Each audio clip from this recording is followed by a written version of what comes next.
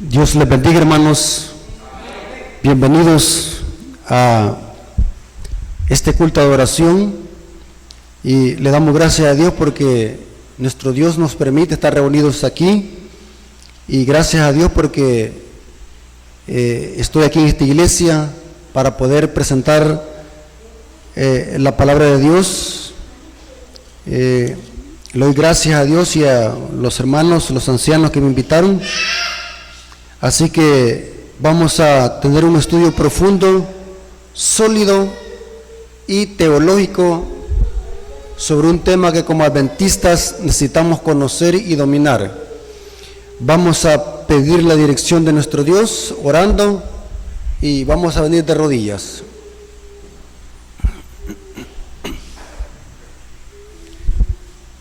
Señor que estás en el cielo, santificado sea tu nombre.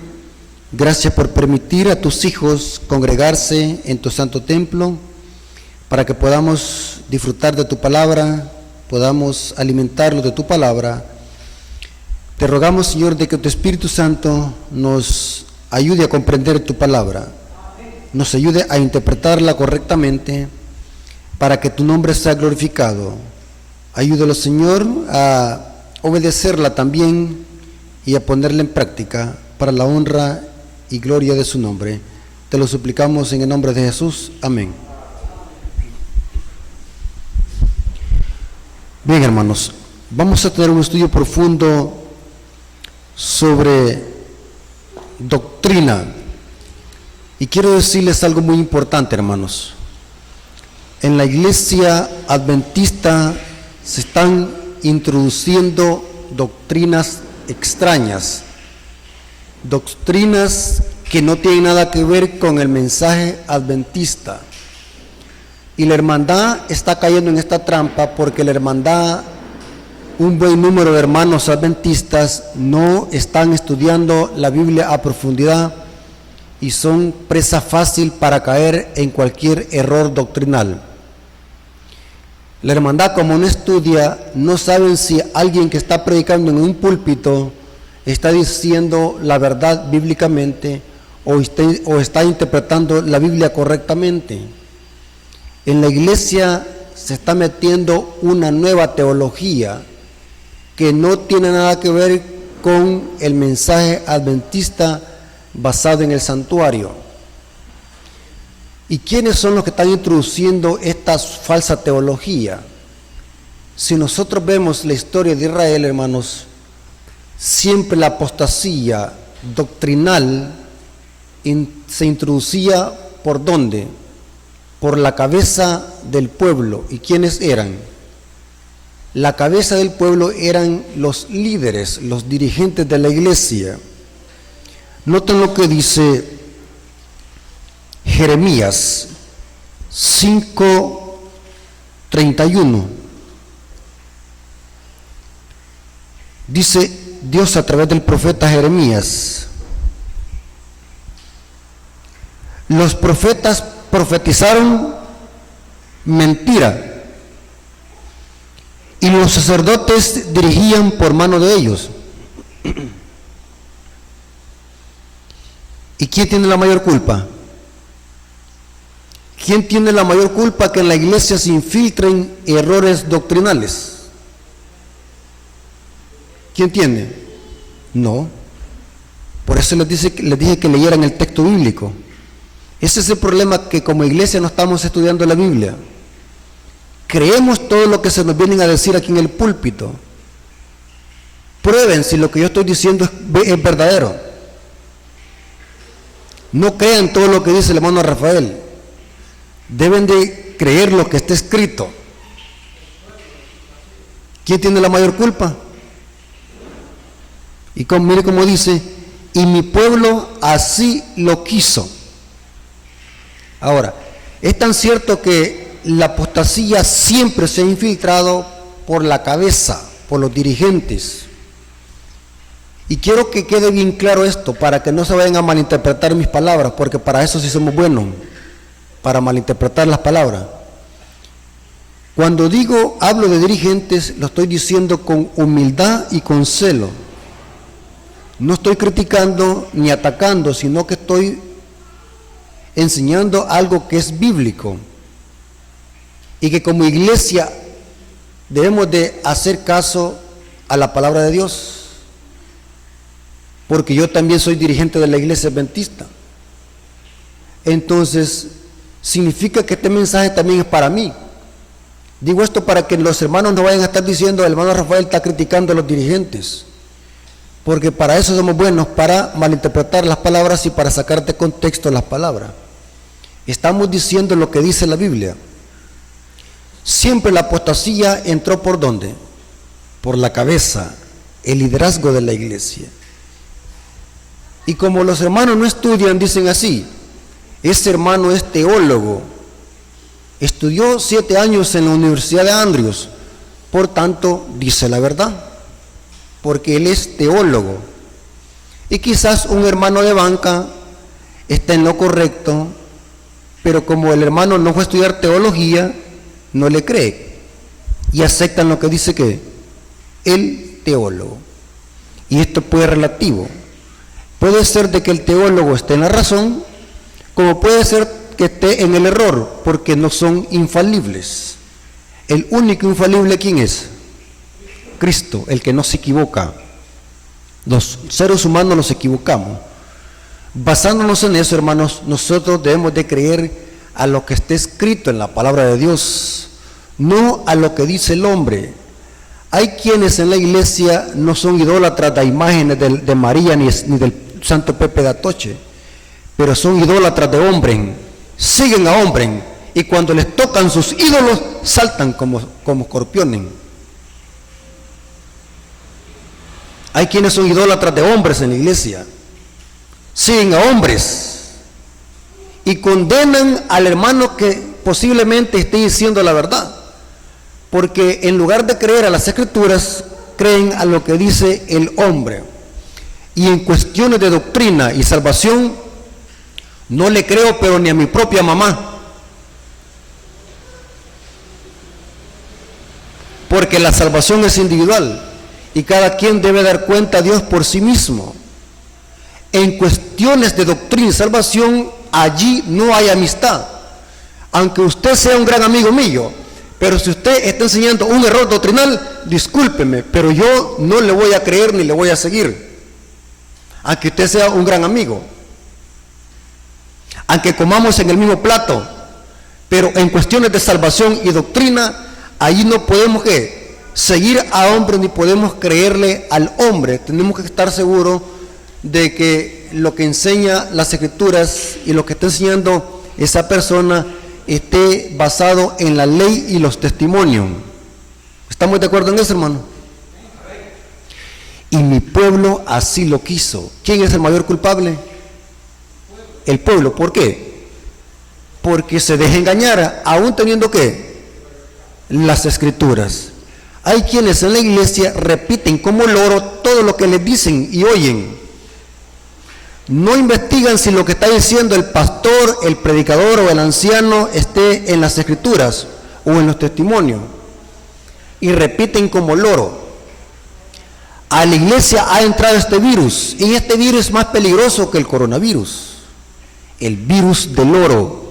Repetir todo lo que nos dicen y todo lo que leemos. Y debemos estar seguros, hermanos, de que debemos de probar cualquier enseñanza con la Sagrada Escritura. La regla infalible para probar cualquier enseñanza es a la ley y al testimonio. Si no hablaron conforme a esto, no les saqué amanecido. Ahora, mi pueblo así lo quiso. Ahora, una de esas falsas doctrinas que se está metiendo en la iglesia adventista por la nueva teología es la siguiente. En muchos púlpitos adventistas se está predicando de que es imposible vencer el pecado, que es imposible vivir sin pecar aquí en esta tierra, y que estaremos pecando hasta la venida de Jesús,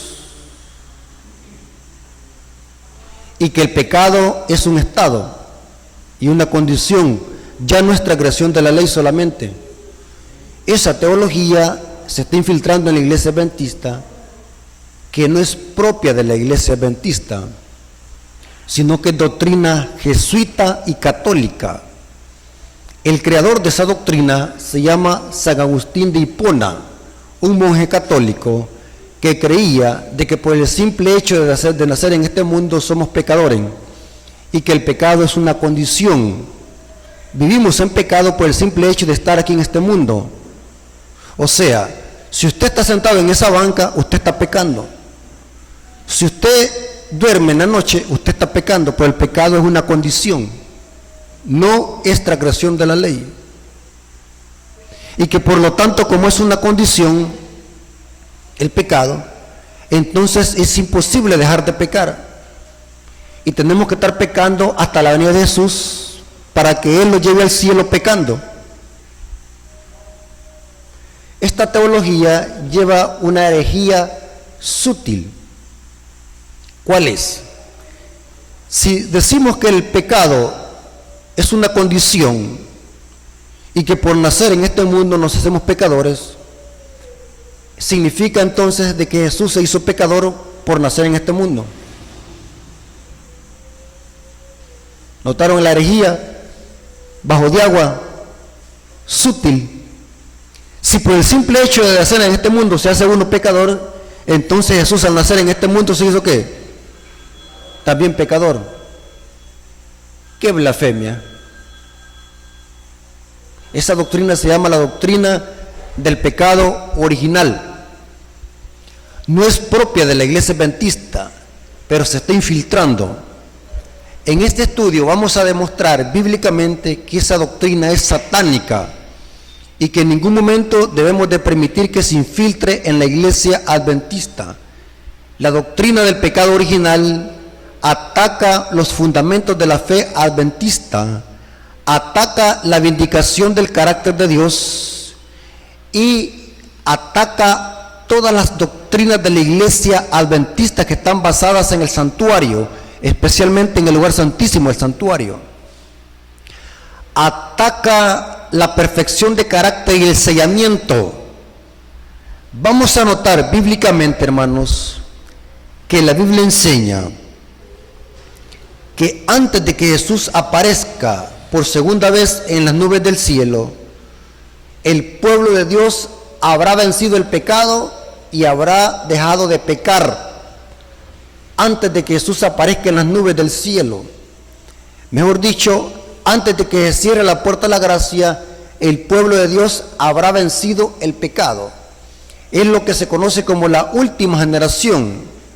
La nueva teología enseña de que enseñar esto que estamos predicando hoy es herejía, porque la nueva teología enseña de que es imposible dejar de pecar. Entonces, si es imposible dejar de pecar, Jesús está obligado a llevarlos al cielo pecando. Noten que esta teología del pecado original es una doctrina satánica. La Biblia enseña, hermanos, que antes de que Jesús venga, habrá una generación perfecta que reflejará plenamente el carácter de Cristo. A esta generación la Biblia le llama los 144,000, la generación de Enoc. Y este remanente y este pueblo habrá vencido el pecado antes de que se cierre la puerta de la gracia. O sea, cuando Jesús viene por segunda vez, viene a traer una iglesia sin mancha y sin contaminación. Vamos a leer una cita del Espíritu de Profecía que relaciona y hace un paralelo entre Enoc y los 144,000. ¿Saben quién es Enoc? La Biblia enseña de que Enoc caminó con Dios 300 años y Dios se lo llevó, porque Enoc tuvo testimonio de haber agradado a Dios y Dios se lo llevó sin ver la muerte. Enoc representa a los 144,000. Noten lo que dice Patriarcas y Profetas, página 68. Pongan atención a esta poderosa cita. Por la fe Enoc fue traspuesto. Esta palabra traspuesto significa quitar de un lugar y poner en otro. No es que desapareció, sino que fue traspuesto.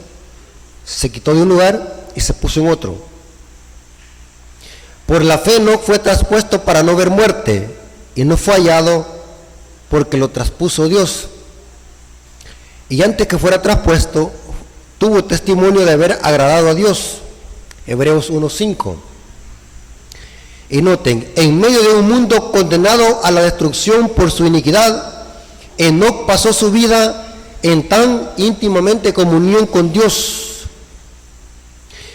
que no se le permitió caer bajo el poder de la muerte. El piadoso carácter, noten el carácter de este profeta, representa el estado de santidad que deben alcanzar los que serán redimidos dentro de la tierra. Es una referencia a Apocalipsis 14:3, que habla de los 144,000. En el tiempo de la segunda venida de Cristo, en ese entonces, así como en el mundo antediluviano, prevalecerá la iniquidad siguiendo los impulsos del corrupto corazón y las enseñanzas de una filosofía engañosa. El hombre se rebelará contra la autoridad del cielo, pero así como Enoc, el pueblo de Dios buscará la pureza de corazón y la conformidad con la voluntad de su Señor, hasta que refleje la imagen de Cristo, tal como lo hizo Enoc. Y sigue diciendo, anunciarán al mundo la segunda venida del Señor y los juicios que merecerá la transgresión. Y mediante su conversación y ejemplo, los santos condenarán los pecados de los impíos. Notaron de que la sierva del Señor está haciendo un paralelo entre Enoc y la última generación de santos que estarán viviendo en un estado de santidad y reflejarán plenamente el carácter de Cristo. Esa es la generación de Enoc, la última generación que el Apocalipsis le llama los 144,000. La generación de Enoc significa que si nosotros estamos vivos y somos fieles a Jesús y vencemos el pecado por el poder de Jesús en nosotros, ¿en qué grupo permaneceremos y estaremos si no vemos la muerte? Entre los 144,000. Pero si morimos fieles en el Señor, ¿en qué grupo perteneceremos? Resucitaremos en la resurrección parcial o especial que dice Daniel 12:2. Los que mueran bajo la proclamación de los mensajes de los tres ángeles, desde 1844 hasta el cierre de la puerta de la gracia, resucitarán en una resurrección especial o parcial antes de la segunda venida de Jesús y se unirán con los 144,000 para ver la venida de Jesús de principio a fin. O sea que la Biblia claramente habla de tres resurrecciones: una total de justos antes de que Jesús venga por segunda vez, la resurrección especial o parcial que será aproximadamente 7 días antes de la venida de Jesús, y que este grupo selecto verá la venida de Jesús de principio a fin, mientras que la resurrección total de santos la verá Jesús cuando esté en las nubes del cielo, mientras que los 144,000 con los de la resurrección especial verán la venida de Jesús de principio a fin. ¿Notaron la diferencia? Y la tercera resurrección será de los impíos después de los 1000 años. O sea que la Biblia claramente habla de 3 resurrecciones. Y hablando de los 144,000, la Biblia habla de que habrán vencido el pecado, en sus bocas no fue hallado mentira, son vírgenes, una referencia a que no se contaminaron con las falsas doctrinas de la ramera y sus hijas, de Apocalipsis 17:5. Ahora, claramente, Elena de White está haciendo un paralelo entre Enoc y los 144,000. Y sigue diciendo en la misma cita, en el párrafo 2, así como Enoc fue trasladado al cielo antes de su destrucción del mundo por el diluvio, así también los justos vivos, noten, los vivos, ¿quiénes eran los que estarán vivos? 144,000. Serán trasladados de la tierra antes de la destrucción del fuego. Dice el apóstol, el Señor mismo con voz de mando, con voz de arcángel y con trompeta de Dios descenderá al cielo. Entonces los muertos en Cristo resucitarán primero. Luego nosotros, los que vivimos, ¿quiénes serán los que vivimos? Los 144,000. Los que hayamos ¿quedado de qué? De la gran destrucción. Los que quedan ilesos, intactos. En otro estudio vamos a hablar acerca de qué significa en teología bíblica uno será tomado y otro será dejado, porque tiene que ver con este tema, porque aún en la iglesia adventista hay una gran confusión sobre eso. Peor en el mundo protestante, creen de que el tomado es raptar lo secreto y el dejado es el impío, pero el contexto dice lo contrario. Los tomados son los impíos y los dejados son los justos. En la teología bíblica son tomados para destrucción los impíos por el diluvio y por el fuego, mientras que los que quedan intactos y quedan ilesos después de una destrucción son los justos. En los tiempos del diluvio, hermanos, ¿quiénes son los que fueron llevados? Los impíos. ¿Quiénes se los llevó? El agua. ¿Para qué los llevó? Para destrucción. ¿Y quién quedó? Noé y su familia. En la destrucción de Sodoma y Gomorra, ¿quiénes fueron llevados por el fuego? Los impíos. ¿Y quién fue quedado? Que no le tocó nada, ninguna pizca de fuego. Lot. Noten qué interesante. Al final de la historia, ¿quiénes no van a ser tocados por las plagas y por el fuego? Los justos, que van a ser ¿quiénes? Los 144,000.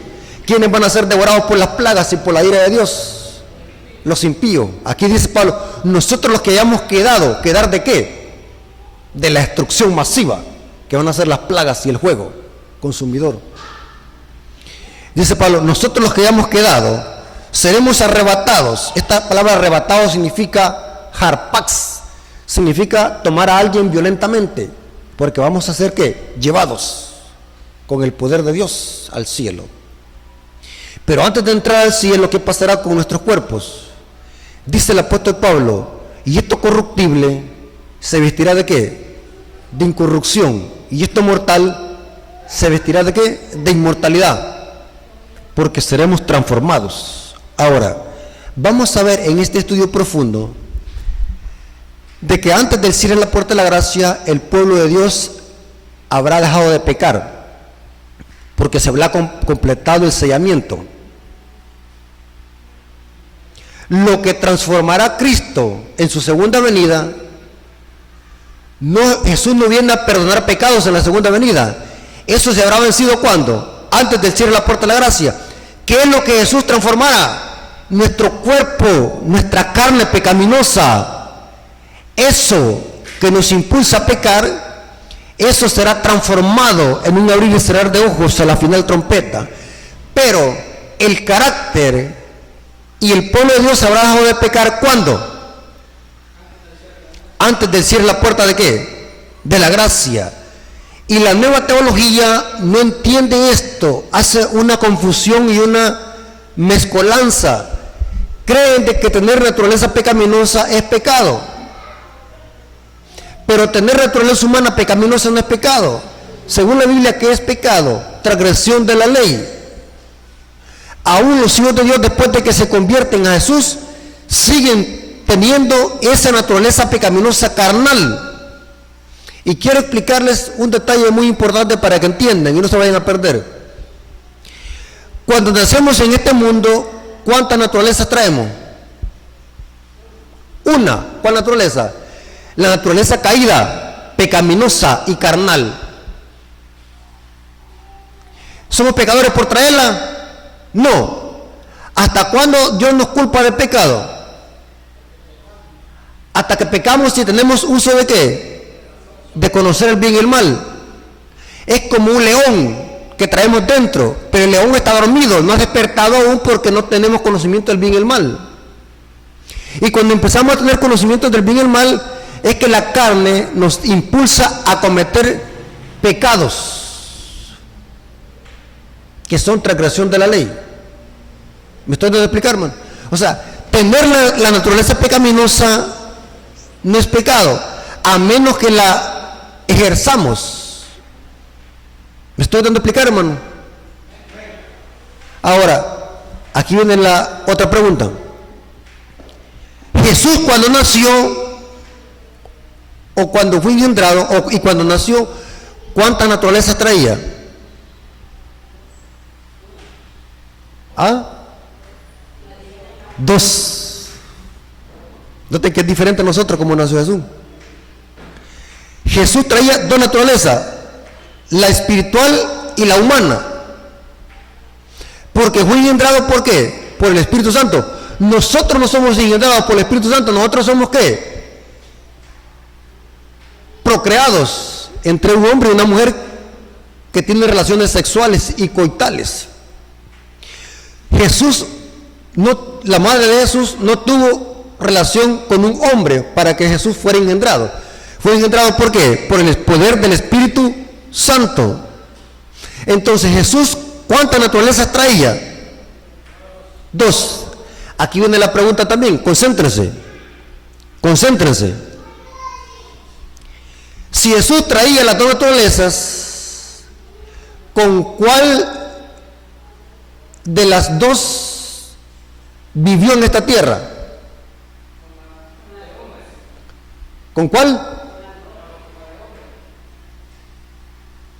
Piensen bien lo que estoy diciendo, hermano. Por eso que les digo, si ustedes no leen la Biblia a profundidad y no aceptan lo que está escrito, van a ser arrastrados por grandes errores doctrinales que ya se están predicando en la iglesia adventista y que están poniéndose las bases para la apostasía omega. Jesús, al nacer en esta tierra, ¿su divinidad la dejó en el cielo o la trajo? ¿Qué dicen ustedes? Les voy a poner a que se quiebren la cabeza. Jesús, al nacer en esta tierra, al bajar a esta tierra, ¿su divinidad la dejó allá o la trajo?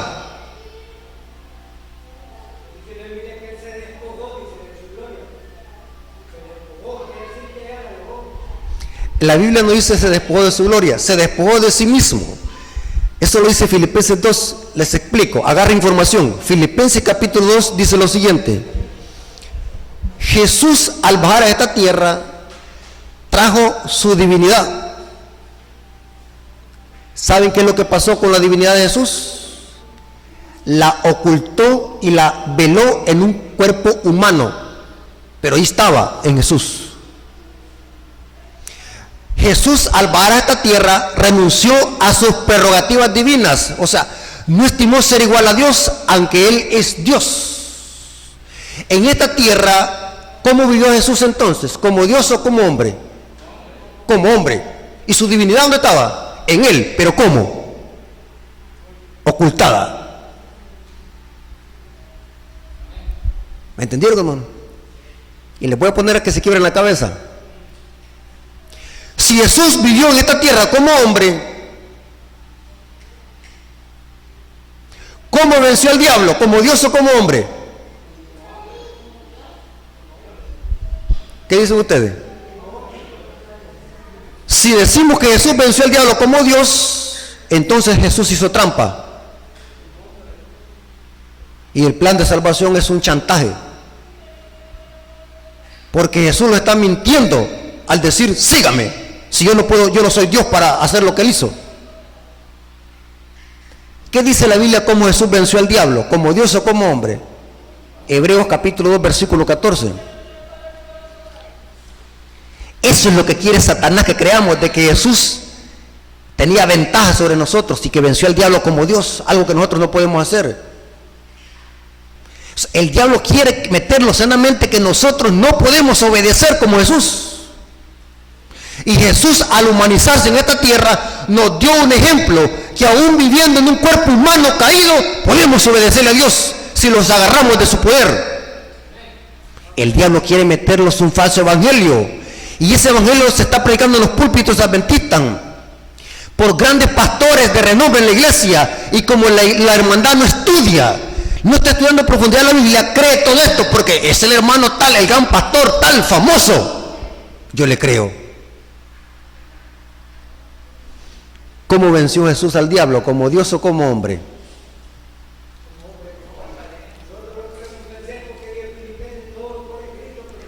Amén. Y este es el evangelio adventista, la teología adventista, bíblica, porque Babilonia enseña de que Jesús venció al diablo como Dios y nosotros no podemos vencer. Hebreos 2:14. Así que por cuanto los hijos participaron de carne y sangre, él también participó de lo mismo, para destruir por medio de la muerte al que tenía el imperio de la muerte, esto es el diablo. ¿Cómo lo venció? ¿Para qué participó de carne y sangre? ¿Para qué se humanizó? ¿Para vencer a quién? Al que tenía el imperio de la muerte, esto es al diablo. Si Jesús hubiese querido vencer al diablo como Dios, ¿a dónde lo hubiera hecho? En el cielo, en un instante.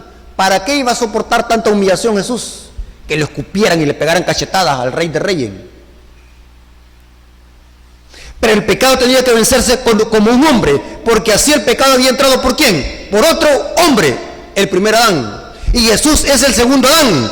Jesús, al humanizarse en esta tierra, demostró que aún viviendo en un tabernáculo caído, en un cuerpo humano caído, si nos aferramos al poder de Dios como Él lo hizo, que se aferró al poder del Padre, también todo hijo de Adán puede vencer y puede obedecer en el nombre de Jesús. Ahora,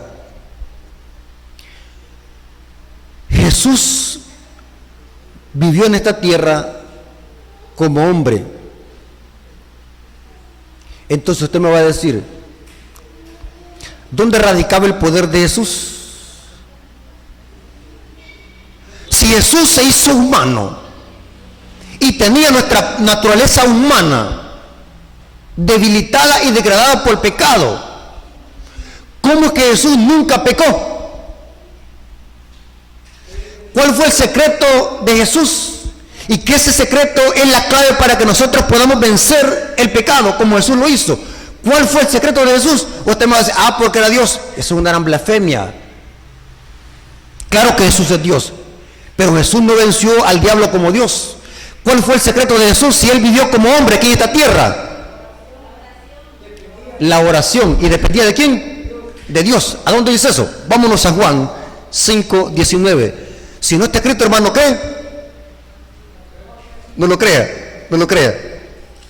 Pregúnteme, yo le puedo dar chance de que pregunte, hermano. Juan 5:19. Mire cómo dice Juan 5:19. ¿Lo tienen ahí conmigo, hermanos? Espero que podamos leer español.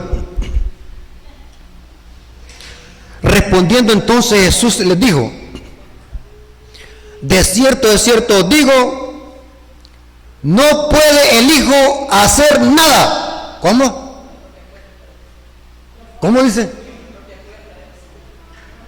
No puede hacer el Hijo nada por sí mismo, sino lo que ve hacer al Padre, porque todo lo que el Padre hace, también lo hace el Hijo. Igual, el Hijo igualmente. ¿Por qué Jesús venció al diablo? Porque era Dios. No. ¿Por qué Jesús lo venció? Porque el poder de Jesús estaba ¿dónde? En su Padre. Porque Él, su divinidad, la ocultó y la veló para poder vivir aquí en esta tierra como hombre y vencer el pecado como hombre. El secreto de Jesús estaba en la oración constante. ¿Por qué Jesús nunca pecó? Porque su naturaleza humana la mantuvo sujeta ¿a quién? Al Padre. Pregunto, ¿Jesús podía pecar si Él lo deseaba? ¿Podía pecar si Él deseaba? Pregunto, ¿Dios puede pecar? No. ¿Dios puede ser tentado? No. Santiago dice que Dios no puede ser tentado por nadie. Entonces, ¿el diablo tentó a Jesús como Dios o como hombre? Como hombre. Pregunto, ¿Jesús en condición de hombre podía ceder a la tentación si él quería? ¿A dónde se decide el pecado? En la mente. ¿Y qué es pecado? Transgresión de la ley.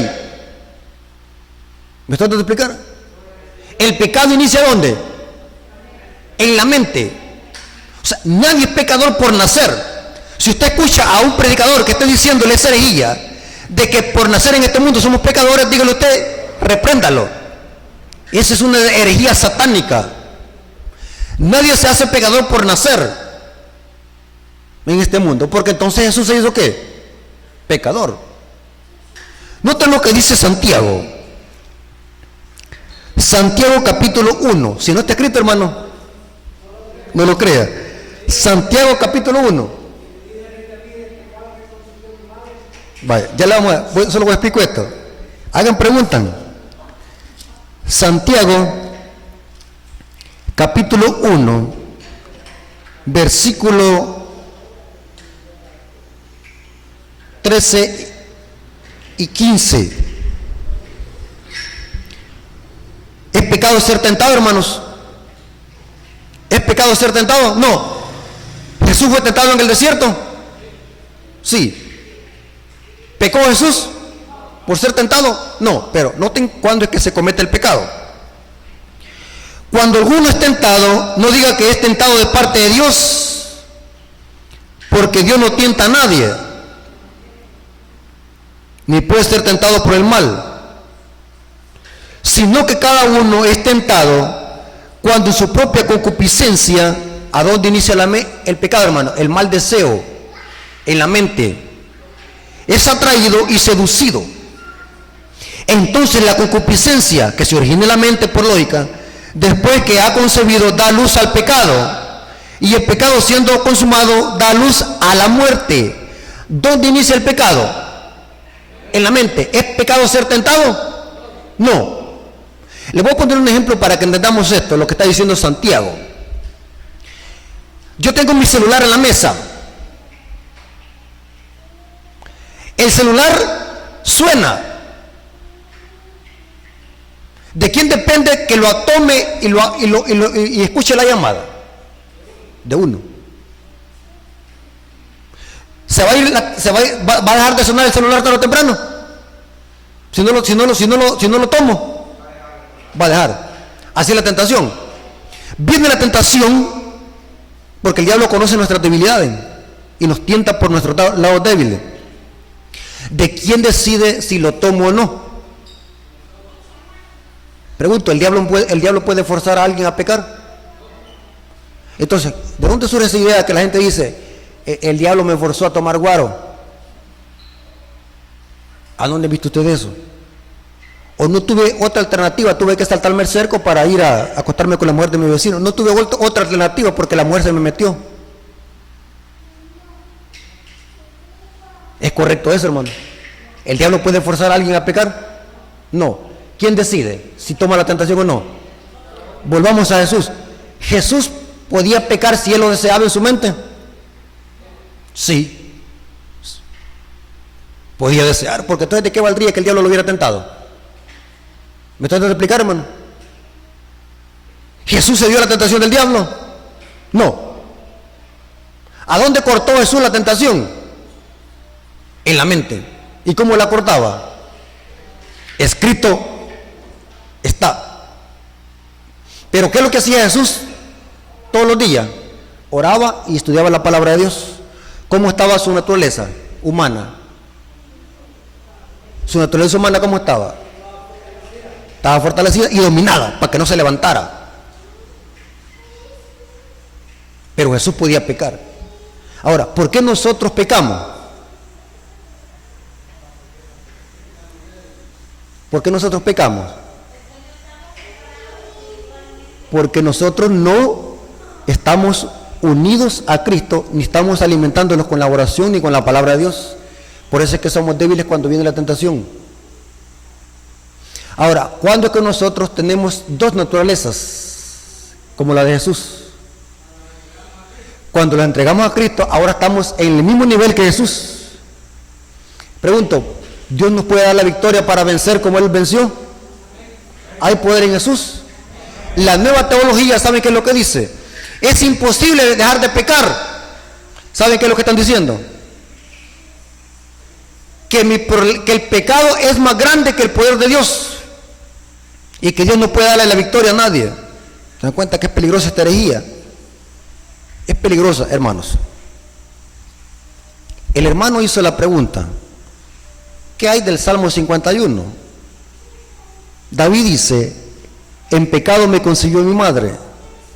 Este es el versículo preferido de la nueva teología y del catolicismo romano para defender la teología del pecado original.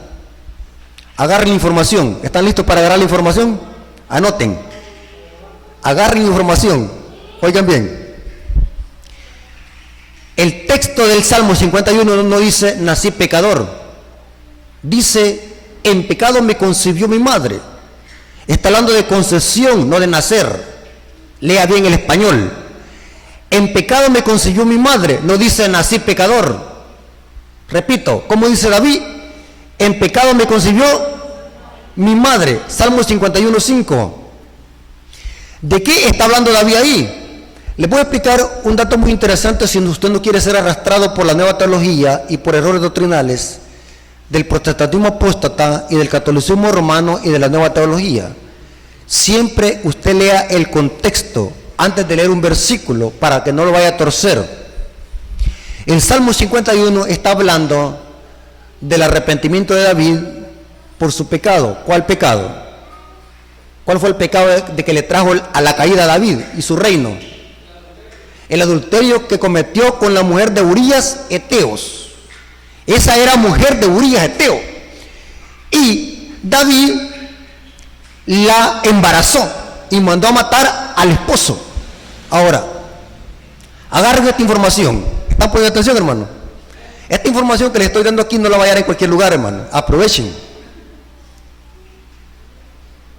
Oiga bien. ¿Cuándo fue que David pecó? ¿Cuando vio a la mujer o cuando la codició?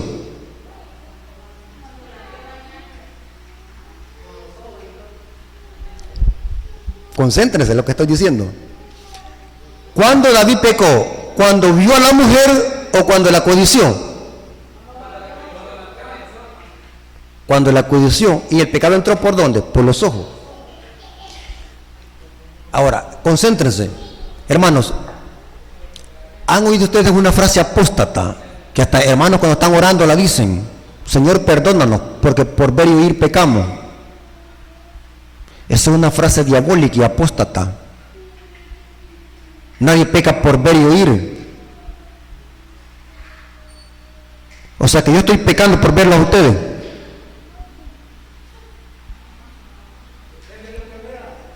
El problema no está en ver, sino el problema está ¿dónde? En la mente. Si ustedes notan el contexto, dice que David se quedó en el palacio cuando todos andaban en la guerra. David ni tan siquiera sabía de que esa mujer existía, y peor, ni sabía que se estaba bañando. David la vio accidentalmente. Pregunto, hermano, ¿nosotros podemos ver accidentalmente a una mujer desnuda? Sí. En la calle no la vemos, pues, cada rato. ¿A dónde está el problema entonces? En codiciar y desnudar a una mujer. O sea, David, si hubiera visto accidentalmente a Betsabé bañándose y hubiera cortado el pecado en su mente, no hubiese pecado. Pero David, ¿qué es lo que hizo? Codiciarla. ¿Y saben qué es lo que dijo Jesús? Cualquiera que mira a una mujer solo por verla. Entonces yo estoy pecando por ver a las hermanas allá. Estoy pecando. ¿Ah? ¿Para qué dijo Jesús? Para codiciarla. ¿Ya qué? Adulteró en su corazón. David no pecó por ver a Betsabé bañándose. David pecó por querer ¿qué? Codiciarla. Y empezó ¿qué? El mal deseo. ¿Y saben qué es lo que dice el comentario adventista sobre Mateo 5:28? Dice que la apreciación externa de la belleza femenina, apreciarla no es pecado, porque es un don de Dios, la belleza femenina, la apreciación externa. El problema es cuando se desnuda y se codicia a una mujer, y esto va para las mujeres también. ¿Acaso es pecado decirle a una mujer que es bien hermosa y bien elegante, bien atractiva? ¿Es pecado eso? Y que una mujer le diga eso a un hombre.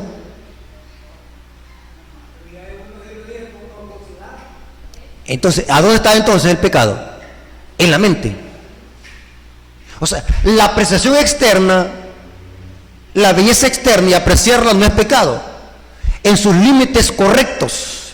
Pero cuando se traspasa el límite para principios malsanos y codiciosos, allí es pecado. Porque el pecado inicia ¿dónde? En la mente. ¿Ustedes creen que Jesús pecó por ver a la mujer que fue sorprendida en adulterio? Se cree, porque la ley mosaica dice que cuando alguien había sido sorprendido en adulterio, así como la encontraron, así la llevaban a ser apedreada, desnuda, sin ropa. Se cree, porque así era la ley, de que esta mujer que los fariseos estaban usando para ponerle una trampa a Jesús, porque la ley decía que los dos, y ellos llevaron solamente a la mujer, porque lógico, ellos mismos se habían acostado con la mujer, y era una trampa que le querían poner a Jesús. Pero se cree de que los fariseos llevaron a esta mujer desnuda a ponerle enfrente de Jesús. ¿Jesús pecó por ver a esta mujer desnuda? ¿Ah? No pecó.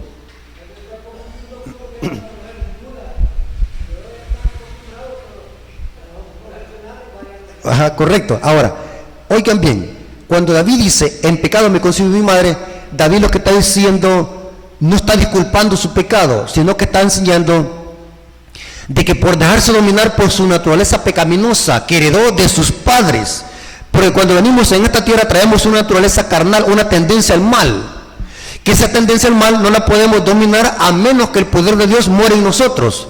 David, al dejarse dominar por el pecado, lo llevó la carne hasta lo más hondo, al límite de matar al Urías Eteo.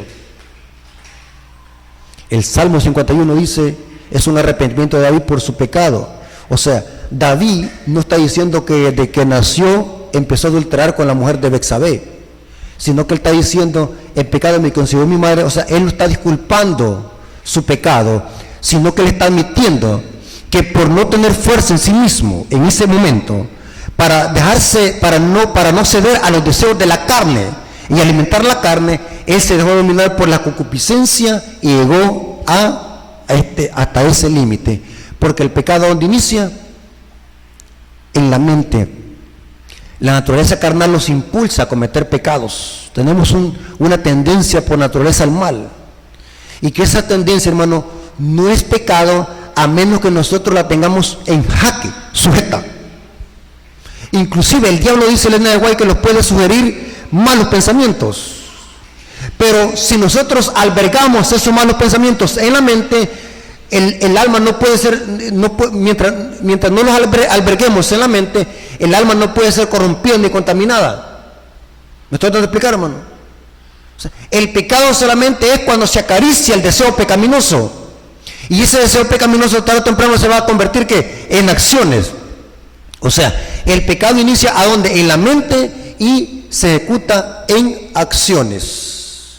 O sea, repito, la expresión en pecado me concibió mi madre no está hablando de nacer pecador, sino que David está expresando cómo él, por su debilidad humana, se dejó dominar por los deseos de la carne, por esa naturaleza humana, por esa tendencia al mal, al alimentarla por los ojos, por codiciar a Betsabé, él se dejó dominar por los deseos de la carne. Eso significa en pecado me concibió mi madre. O sea, debe traducirse esa referencia a nacer con naturaleza humana pecaminosa y caída. ¿Me estoy dando a explicar, hermano? ¿Quedó claro eso? O sea, el Salmo no está diciendo nacer pecador desde que nacemos, sino que David está expresando que su propia experiencia de que la naturaleza pecaminosa que heredamos de Adán y Eva, si no hay poder en nosotros, lógico, vamos a ser vencidos. Pero cuando venimos a Cristo, Cristo da un poder en nosotros. ¿Y cuál es ese poder? Para que podamos nosotros, ¿qué? Vencer. Ahora, les voy a leer una cita para que ustedes entiendan esto, hermano. Tener naturaleza humana pecaminosa no es pecado, a menos que los dejemos dominar por ella. Noten lo que dice el libro de Gálatas 5, 15. ¿Lo tienen, hermanos? Gálatas 5, 15.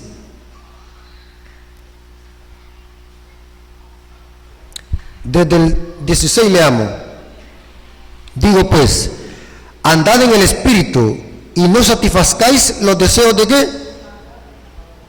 De la carne. Pregunto, hermano, ¿los hijos de Dios tienen carne pecaminosa aún después de que los bautizamos?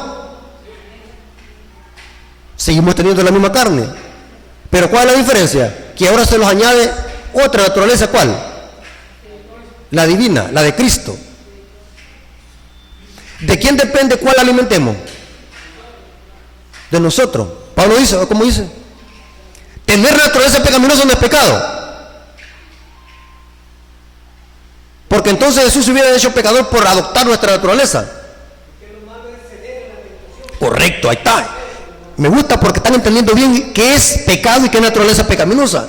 Pero la nueva teología, al revés, entiende. La nueva teología cree que por tener naturaleza pecaminosa, por el simple hecho de tenerla, ya somos pecadores y estamos pecando. Al revés. La nueva teología, hermano, le voy a explicar. Me gusta que usted está despierto, hermano, es inteligente y está preguntando. Pregúnteme. Ya veo que tiene hambre. Pregunte. Oiga bien, hermano. La Biblia dice así: creyéndose ser sabios, ¿se hicieron qué? Necios. Hay hombres de que tanto que estudian y se meten en lleno a conocer cosas de Dios, ellos llegan a adoptar creencias extrañas. Por falta de tiempo, hermanos, yo hubiese querido traer los videos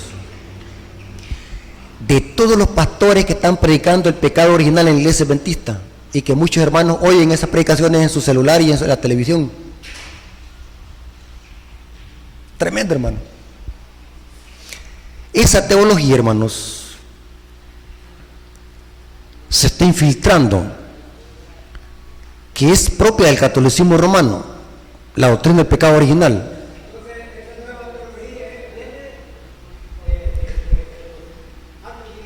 Correcto, no de todos porque no estamos analizando, pero la nueva teología siempre ha sucedido así. Las cosas que se introducen a la iglesia vienen de afuera. Por ejemplo, cuando el pueblo de Israel adoptaba prácticas, enseñanzas y costumbres paganas, ¿de dónde las adquiría? De las otras naciones. ¿Ustedes creen, hermano? ¿Ustedes creen que Elena de White apoya el pecado original? No. La nueva teología odia el libro Camino a Cristo. El libro Camino a Cristo de Elena de White es un compendio de la justificación por la fe. El libro Camino a Cristo enseña que sí podemos vencer el pecado. Por eso es que la nueva teología odia estos libros. Y salió un artículo donde un teólogo decía de que el libro de Elena de White, Camino a Cristo, llevaba la marca del anticristo, un teólogo adventista. Porque Elena de White ataca la teología del pecado original. Hermano, el problema es que, ¿sabe cuál es? Debemos estar preparados, hermano, porque mire, la iglesia adventista se está enfrentando a una gran avalancha. ¿Sabe qué es una avalancha? Va? A una gran avalancha doctrinal, donde serán conmovidos. El zarandeo viene por la introducción de falsas doctrinas, dice Elena de White. Sí, entonces, hermanos, yo me da lástima, hermanos, como hermanos que no conocen nada de esto, no saben nada de la teología adventista, no saben nada de nuestras doctrinas. Hermanos, es tremendo eso, hermano. Ahora, les voy a explicar bíblicamente de que antes de que Jesús venga por segunda vez, antes de cierre la puerta de la gracia, el pueblo de Dios habrá vencido el pecado. Porque el pecado, ¿qué es? Transgresión de la ley. ¿Que inicia dónde? En la mente y en acciones. Noten lo que dice Apocalipsis 22:11, la lectura bíblica. Apocalipsis 22:11. Apocalipsis 22:11 dice: El que es injusto, sea injusto todavía. El que es inmundo, sea inmundo todavía. El que es justo, practique la justicia todavía. Y el que es santo, santifíquese todavía. ¿Cuándo se van a pronunciar estas palabras? Cuando se cierre la puerta de la gracia. Eso es lo mismo que el levantamiento de Miguel. Daniel 12:1. Cuando Jesús se levanta del santuario, es vestido por el Padre con sus vestiduras reales y se despoja de sus vestiduras sacerdotales. Jesús cierra la puerta de la gracia. Eso es el levantamiento de Miguel. ¿Sabían ustedes eso? Cuando Jesús se levanta del santuario, se cambia las vestiduras sacerdotales, porque ¿cómo está vestido en este momento? Como sacerdote. Pero cuando viene, ¿cómo viene vestido? No. ¿Cómo viene vestido? Como rey de reyes y señor de ¿qué? De señores. Claro que es juez, pero estoy hablando de su vestimenta. Significa que antes de su venida, en algún momento, ¿se le cambió la ropa? Sí. ¿Y cuándo sucede eso? Cuando se cierra la puerta de la gracia. Eso es el levantamiento de Miguel. Noten lo que dice Daniel 12:1. Daniel 12:1. Noten lo que dice el profeta Daniel. En aquel tiempo se levantará Miguel. ¿Cuándo es que se va a levantar? En el tiempo de angustia. Porque el tiempo de angustia de Jacob viene después de que se cierra la ¿qué? La puerta de la gracia. Antes del tiempo de angustia, antes de cierre la puerta de la gracia, hay un tiempo de angustia, pero previo, donde van a haber mártires, persecución, y se va a erigir la imagen de la bestia y la ley dominical. Pero el tiempo de angustia de Jacob viene después del cierre la puerta de la gracia, cuando se levanta Miguel. En aquel tiempo se levantará Miguel. ¿Cuándo es que se va a levantar? En el tiempo de angustia. ¿Y cuándo es el tiempo de angustia? ¿Y quién lo va a producir? El rey del norte, de los versículos 40 al 45 de Daniel 11. ¿Sabe quién es el rey del norte? No. El rey del norte en Daniel 11, 40 al 45 es otro nombre dado al papado. Cuando el papado plante sus tiendas sobre los mares y no tendrá quien le ayude, porque noticias del oriente y del norte lo atemorizarán y se va a levantar para matar y destruir a muchos. ¿Saben qué es eso? Lo que Apocalipsis 13, versículos 3 y 4 le llama la sanación de la herida. Cuando empieza otra vez el papado, ¿qué? A volar cabeza de mártires. Y ahí empieza el tiempo de angustia de Jacob. Cuando el papado del decreto de muerte, de perseguir al pueblo de Dios, que van a ser los 144,000, Miguel se levanta, se cierra la puerta de la gracia y empiezan a caer ¿qué? Las plagas, y comienza el tiempo de angustia de Jacob, donde nadie va a morir ahí, porque no le valdría de nada al diablo matar a ningún mártir. Pero antes de cierre la puerta de la gracia, sí van a haber mártires, porque se va a imponer la marca de la bestia y la imagen, que es el decreto dominical de unión de iglesia y Estado. En aquel tiempo se levantará Miguel, cuando se cierre la puerta de la gracia y empiecen a caer las plagas. Noten lo que dice Elena de White en el libro Conflicto de los Siglos, página 599. En aquel tiempo se levantará Miguel, el gran príncipe, que está por los hijos de su pueblo, y será tiempo de angustia, cual no fue desde que hubo gente hasta entonces. Mas en aquel tiempo será libertado tu pueblo. ¿Quiénes? Todos los que se hallaren escritos en el libro. ¿Cuál libro? Libro de la vida. Ahora, y noten después qué es lo que habla Elena de White. Está haciendo una referencia al cierre de la puerta de la gracia. Cuando termine el mensaje del tercer ángel, la misericordia divina no intercederá más por los habitantes culpables. ¿Cuándo se terminará la proclamación del mensaje del tercer ángel? Cuando se cierre ¿qué? La puerta de la gracia. El pueblo de Dios habrá cumplido su obra, habrá recibido la lluvia tardía, el refrigerio de la presencia del Señor, y estará preparado para la hora de prueba que le espera.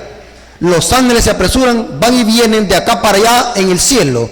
Un ángel que regresa de la tierra anuncia que su obra está terminada. El mundo ha sido sometido a la prueba final y todos los que han resultado fieles a los preceptos divinos han recibido el sello del Dios vivo. ¿Por qué están sellados los 144,000? Porque reflejan plenamente ¿qué? El carácter de Cristo y habrán vencido el pecado. ¿Es bíblico eso, hermano, de la nueva teología que dicen de que estaremos pecando hasta la venida de Cristo? ¿Es bíblico eso? Eso es lo que quiere el diablo que creamos, de que estaremos pecando hasta la venida de Cristo. Doctrina satánica.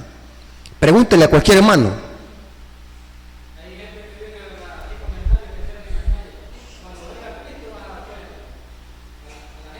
La ignorancia es porque no, hasta adventistas dicen eso. Pero ¿saben cuándo es que damos cuenta nosotros? En el juicio investigador. En el juicio. No cuando Jesús venga.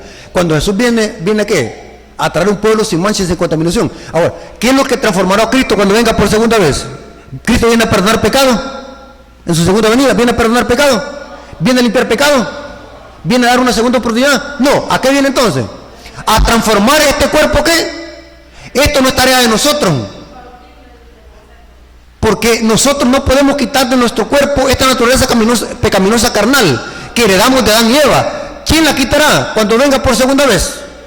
Cristo. El trabajo de nosotros, a través del Espíritu Santo, ¿qué es? Vencer el pecado y reflejar plenamente el carácter de Cristo antes de que cierre la puerta de ¿qué? De la gracia. Para que caiga la lluvia tardía. Ahora, noten qué interesante lo que viene a continuación, hermano. ¿Estamos bien hasta aquí, hermano? ¿Estamos bien? Ahora, viene algo muy interesante. La Biblia enseña de que los 144,000, la última generación, será como Enoc.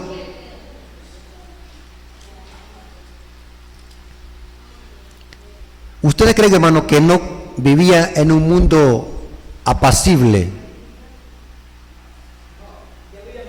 Antes del diluvio, ¿cómo estaba la tierra? Su corazón era continuo al mal. La tierra estaba contaminada de violencia. Y este patriarca, que Judas dice que era séptimo de Adán, vivió en santidad en una generación perversa y maligna. Pero ¿por qué no se contaminó con el pecado? Pregunto, ¿Enoc había heredado la naturaleza humana pecaminosa de sus padres? Sí. ¿Enoc era pecador por tenerla, esa naturaleza? No. ¿Pero por qué entonces Dios se lo llevó? Porque Enoc no pecó, porque se mantuvo fiel a los principios de Dios, fue fiel y por eso Dios se lo llevó. Dice que caminó Enoc con Dios y Dios se lo llevó. ¿Qué es caminar? Caminar, según Salmo 119, versículo 1, ¿saben qué es? Bienaventurados los perfectos de camino, los que andan. Esa palabra andar es lo mismo que caminar. Los que andan en la ley de Jehová. Enoc caminó 300 años con Dios y Dios dijo, en otras palabras, ya a mi hijo no le conviene vivir aquí en este mundo, mejor me lo llevo. Enoc había alcanzado un estado de santidad de que ya no era justo que Dios lo dejara viviendo aquí en este mundo, porque Enoc vivía como se vive ¿a dónde? En el cielo. Si queremos vivir en el cielo, hermano, ¿a dónde tenemos que empezar la santidad? Aquí. La Biblia dice, seguir la paz con todos y la santidad, sin la cual nadie ve al Señor. ¿Cuándo tenemos que ser santos? ¿Al final, cuando Jesús venga? ¿O desde ahora?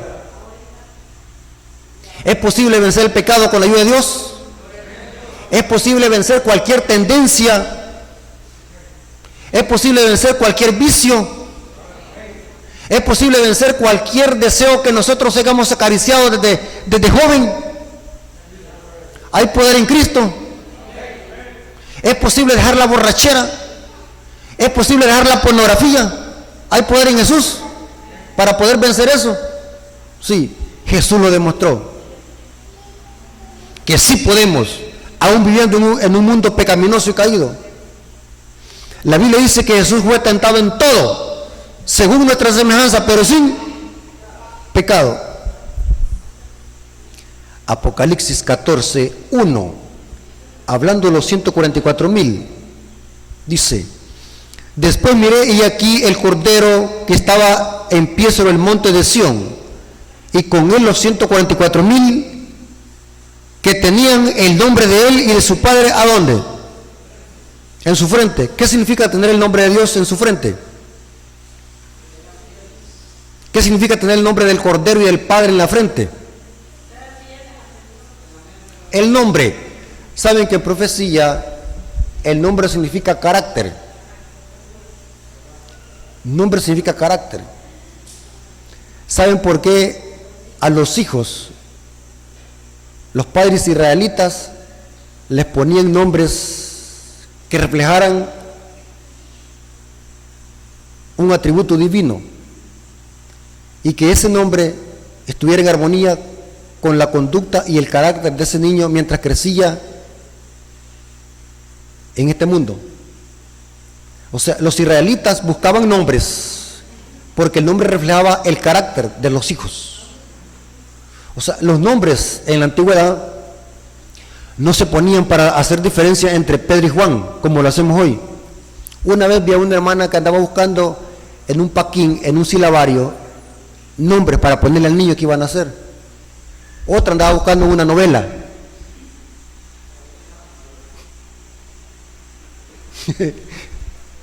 La ignorancia. Y hay hermanos que le ponen a los hijos nombres que ni saben qué significan. Una hermana le puso a su hija Dalila. ¿Y por qué le puso así? Le dije yo. Porque la Biblia la oye. Hermana, no le hubiera puesto eso, le dije yo, porque eso significa prostituta, coqueta. Pero está en la Biblia. La ignorancia algunas veces lo lleva al despeñadero. Otra hermana le puso a su hijo Bandán. ¿Por qué le puso así? Por el artista, el actor de Hollywood.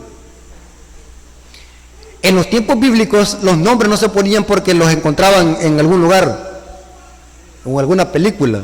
Claro que no existían. Pero los nombres bíblicos se usaban para identificar el carácter. Por ejemplo, Jacob, ¿qué significa? Suplantador. ¿Estaba en armonía ese nombre con su carácter? Sí. ¿Qué es lo que hizo Jacob? Engañó a su hermano. Engañador, suplantador. ¿Y cómo venía cuando nació? ¿Tomado de qué? Del calcañar de su hermano Esaú. Exactamente, le caía bien el nombre, ¿qué? Jacob, suplantador. Pero cuando luchó con el ángel en Peniel, que era Cristo, el ángel de Jehová le cambió el nombre. ¿Cómo le puso? Israel, que significa vencedor o príncipe de Dios. Noten que el nombre está en armonía con el carácter. Por ejemplo, Abigail, ¿cómo se llamaba el esposo de Abigail? Nabal. ¿Sabe qué significa la palabra Nabal? Ustedes pueden buscar en un diccionario todos los nombres bíblicos que aparezcan y tienen su significado. La palabra Nabal significa tonto o bobo. Así se llamaba el nombre, el esposo de Abigail. ¿Saben quién era Abigail?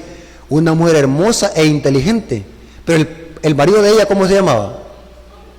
Nabal, que significa tonto. ¿Era correcto ese nombre al carácter del esposo? Sí. Y no era tan tonto que se lo puso a David, pues para que David venía con su ejército y no le quería dar que pasara por el camino. Tonto, ¿cómo yo me le voy a poner a un ejército? El rey David venía con su ejército y él se le opone. Si no es por Abigail que vino a interceder, David hubiera matado a Nabal. Cabal, el nombre tonto. Daniel, ¿sabe qué significa? Dan significa juez y él en hebreo significa Dios. Si unimos las dos palabras, ¿qué significa? Dios es mi juez. Dan significa juez y él Dios. Dios es mi juez. Y en efecto, en el libro de Daniel vemos que el juicio. O sea, los nombres bíblicos representan carácter. Hablamos del nombre de Dios, ¿qué representa? Carácter. ¿Cuál es el carácter de Dios? Justicia y misericordia. O sea, cuando dice Apocalipsis que los 144,000 tienen el nombre de Dios en su frente, no significa que tienen un tatuaje, como un hermano que estaba diciendo así, que los 144,000 tienen un tatuaje. ¿Cómo Dios va a permitir un tatuaje si Dios lo condena en su palabra? Cuando la Biblia dice que los 144,000 tienen el nombre de Dios en su frente, no está hablando de un tatuaje, sino que está hablando en términos simbólicos. ¿Qué es lo que hay detrás de la frente? La mente, el intelecto. ¿Qué significa que los 144,000 tienen el nombre de Dios en su frente? Significa que Dios posee ¿qué? La mente de este remanente. Poseen el carácter y reflejan plenamente el carácter de Cristo. Les voy a leer dos citas del Espíritu de Profecía, donde conecta el cierre de la puerta de la gracia y la segunda venida. Antes del cierre de la puerta de la gracia, la última generación habrá dejado de pecar y habrá vencido el pecado.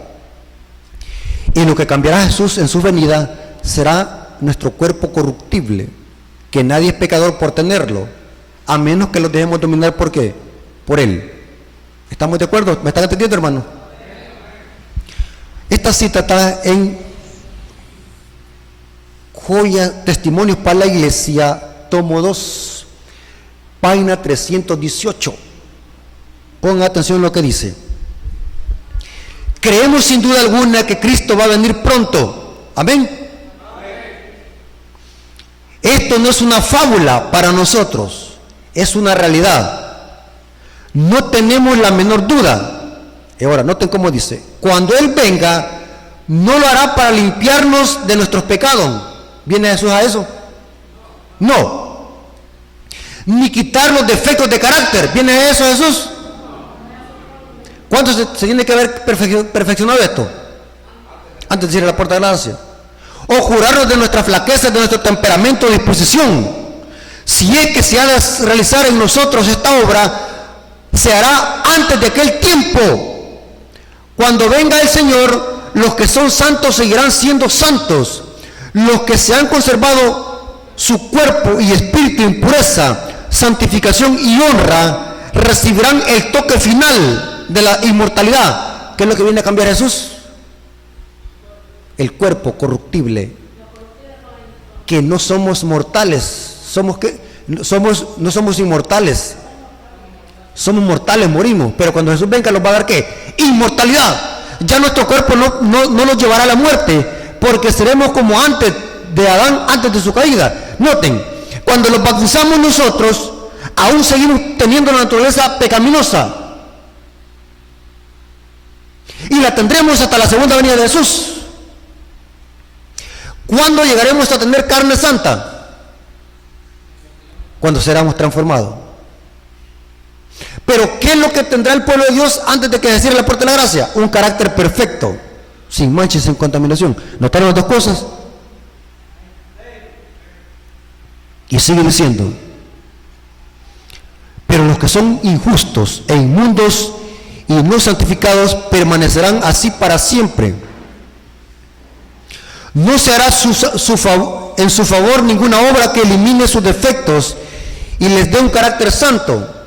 El refinador no se sentará entonces para proseguir su obra de refinación y quitar su pecado y su corrupción. Todo debe hacerse en las horas del tiempo de gracia.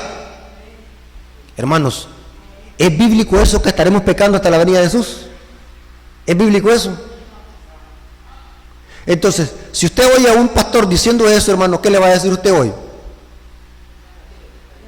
¿Tiene valor de corregirlo? ¿Ah? Lo tiene que corregir. Claro que con amor. Lo que está diciendo usted es erróneo. Y si él es humilde, lo va a aceptar. Digo esto porque una vez, después de que se bajó del púlpito, un pastor estaba diciendo una herejía. Y esperé que se bajara el púlpito. Y le dije: mire, hermano, lo que dice la Biblia y mire lo que dice el Espíritu de Profecía. Se quedó hasta pálido. Pero el problema es que no lo quiso aceptar. Se enojó porque lo corregí. Y es el pecado que nunca se disciplina, el orgullo. ¿Han visto ustedes en la junta de iglesia donde disciplinen a un orgulloso? ¿Ah? ¿Va que no se disciplina? ¿A quiénes disciplinamos? A los adúlteros, a los marihuaneros, a los fornicarios, a los huelepegan, a los come cabezas de fósforo. Pero a un orgulloso va que no se disciplina. Y es el pecado que ofende directamente la voluntad de Dios, el orgullo. El que hizo caer a Lucifer, el orgullo. Ese es el pecado silencioso que no se ve. Ahora, noten cómo dice esta otra cita, Conflicto de los Siglos, página 607, párrafo 3. Mientras Jesús no salga del santuario, ¿hay oportunidad de confesar nuestros pecados? ¿Hay oportunidad? Sí. Saliendo del santuario, ¿habrá oportunidad? No. Noten cómo dice, Conflicto de los Siglos, página 607, párrafo 3. Ahora, mientras que nuestro sumo sacerdote está haciendo propiciación por nosotros, debemos de tratar de llegar a la perfección en Cristo. Nuestro Salvador no pudo ser inducido a ceder a la tentación. ¿Notaron lo que les dije? ¿Es pecado ser tentado? ¿Cuál es el pecado? Ceder a la tentación. Y noten cómo dice, nuestro Salvador no pudo ser inducido a ceder a la tentación ni siquiera en pensamiento. ¿Dónde inicia el pecado? En la mente. ¿Podía pecar Jesús si lo deseaba? Si lo deseaba, ¿podía pecar? Sí. ¿Ustedes están de acuerdo? Dicen que no. Entonces, ¿para qué le iba a tentar el diablo? Pues? Si Jesús quería, podía ceder, pero ¿a dónde lo decidió Jesús? En su mente. Cortaba el pecado. Ni siquiera en pensamiento. Satanás, note ahora qué dice ella, Satanás encuentra en los corazones humanos algún asidero en que hacerse firme. Es tal vez algún deseo pecaminoso que se acaricia, por medio de la cual la tentación se fortalece. Pero Cristo declaró al hablar de sí mismo, viene el príncipe de este mundo, mas no tiene nada contra mí. ¿Por qué? Porque Jesús nunca pecó. El diablo no puede decir Jesús quebrantó la ley. Nada tiene contra mí el príncipe de este mundo. Satanás no pudo encontrar nada en el Hijo de Dios que le permitiese ganar la victoria. Cristo guardó los mandamientos de Dios, de su Padre, y no hubo en él ningún pecado de que Satanás pudiese sacar ventaja. Y noten cómo termina la cita. Esta es la condición en la que deben encontrarse los que han de poder subsistir en el tiempo de angustia. ¿Cómo se encontrarán? Sin pecado, como Jesús.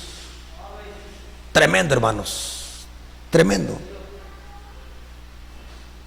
Para algunos esto quizás puede ser muy golpeador. ¿Cómo es posible que nosotros vivamos sin pecar aquí en esta tierra?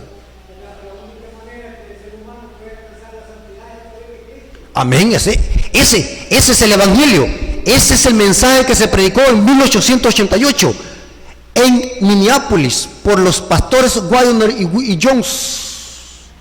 El mensaje que Dios le dio a la iglesia en 1888, Cristo nuestra justicia, un mensaje que completó la reforma protestante, que los reformadores no lo predicaron y que en 1888 se le dio a la iglesia para que este mensaje fuera recibido y se alumbrara la tierra con la gloria de este mensaje.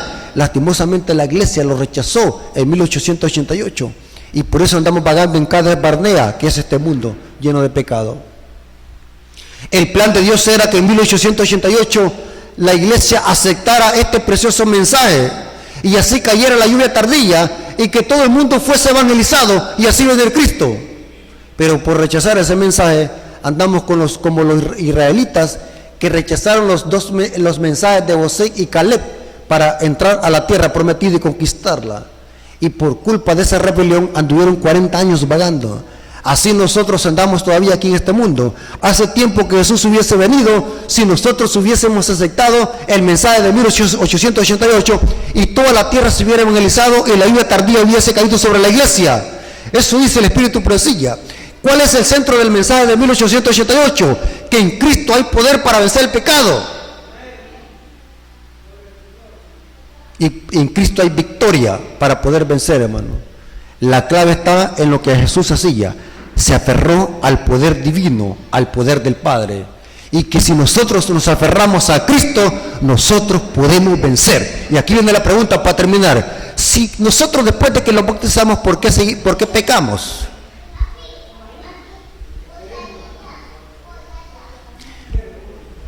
Si cuando nosotros nos unimos a Cristo se nos da la naturaleza divina y somos partícipes de la naturaleza divina de Cristo, dice Pedro, ¿por qué pecamos después de que lo bautizamos?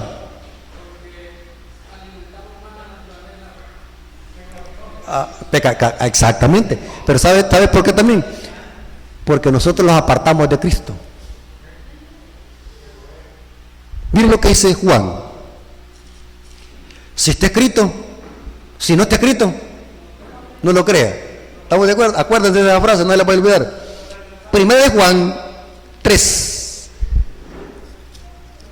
Primera de Juan, hermano, ¿a quién le va a creer usted, hermano? ¿A un teólogo o a la palabra de Dios? Créale a un teólogo, pero si el teólogo se sujeta ¿a qué? A un escrito está. ¿Estamos de acuerdo? Y eso va para mí. No le crea al hermano Rafael Díaz. Créele siempre y cuando esté ¿qué? Escrito. Si yo no les doy una base bíblica, ustedes no pueden creerme, aunque les venga a hablar aquí bien bonito. Noten lo que dice 1 Juan 3:4. Todo aquel que comete pecado infringe también la ley, pues el pecado es infracción de la ley. Esa palabra para pecado en griego es armatía, errar al blanco. Pecado es armatía, errar al blanco. Y el que peca infringe la ley. Esa palabra infringir la ley es anomía, no conformidad a la ley. El pecado es errar al blanco, y el que peca y el que erra al blanco no está en conformidad con la ley. Eso significa en el griego, y la sintaxis esa es la fuerza que da. El pecado es infracción de la ley, no por estar sentado en una banca, no por nacer. Eso no es pecado. ¿Qué es pecado? Infracción de la ley. ¿A dónde se inicia el pecado? ¿A dónde inicia la infracción de la ley? En la mente. ¿Sí? Ahora, noten lo que dice.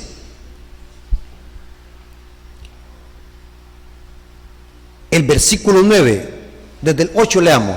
1 Juan 3:8. El que practica el pecado es del ¿qué? Es del diablo. Porque el diablo peca desde el principio. ¿Quién es el primero que quebrantó la ley? El diablo. Para esto apareció el Hijo de Dios, para deshacer la obra del diablo. Ahora, noten el versículo 9. Todo aquel que es nacido de Dios, ¿qué dice? No practica el pecado, porque la simiente de Dios permanece en él y no puede pecar, porque es nacido ¿de quién? Pregunto, hermanos, ¿se puede vencer el pecado con la ayuda de Dios? ¿Cuál es la clave? Que Cristo muere ¿qué? En nosotros. He oído algunos adventistas que dicen así: hermano, nosotros tratamos de obedecer los mandamientos. ¿A dónde dice eso? Nosotros tratamos. ¿Han oído ustedes hablar de esa palabra? La Biblia no dice eso. La Biblia dice los que guardan los mandamientos de Dios. ¿En Cristo Jesús se puede guardar los mandamientos? Estamos predicando un mensaje tuerto, como lo decía Babilonia. Babilonia dice: nadie puede obedecer a Dios. Esto es lo que quiere el diablo, que creamos la mentira. Nadie puede obedecer a Dios su ley. Pero mire lo que dice Juan, 1 Juan 5. Si no está escrito, hermano, no lo crea. Ya para terminar, 1 Juan 5, del 1 en adelante. Todo aquel que cree que Jesús es el Hijo de Dios es nacido de Dios. Y todo aquel que ama al que le engendró, ama también al que ha sido engendrado por él. En esto conocemos que amamos a los hijos de Dios cuando amamos a Dios y guardamos sus. ¿Verdad que no dice estamos tratando de guardar? Dice así. Y sigue diciendo, pues este es el amor de Dios, que guardemos sus mandamientos, y sus mandamientos no son gravosos. Esta palabra gravoso significa no son difíciles de guardar. Pero ¿qué es lo que dice el diablo? ¿Qué es lo que dice el diablo? Es difícil. Nadie puede obedecer esa ley. ¿Han oído católicos y protestantes que predican eso? Que nadie puede obedecerle a Dios, que es imposible dejar de pecar, y esa nueva teología se está infiltrando en la iglesia y en nuestra literatura está viniendo. Que es imposible vencer el pecado, que solo Jesús lo pudo hacer. ¿Qué están enseñando? Que Jesús venció como Dios, no como hombre, y nosotros no podemos vencer como Jesús. Y sigue diciendo, porque todo aquel que es nacido de Dios vence al mundo, y esta es la victoria que ha vencido el mundo, nuestra fe. ¿Quién es el que vence al mundo? Sino el que cree que Jesús es el Hijo de Dios. ¿Podemos vencer en Cristo Jesús, hermano? ¿Hay poder en Jesús? En Jesús hay poder para vencer cualquier pecado. Y este es el evangelio bíblico. Predicarle al mundo que en Jesús sí podemos obedecerle, para la honra y gloria de su nombre. Hermanos, Dios les bendiga, y que la honra y la gloria sea por nuestro Dios.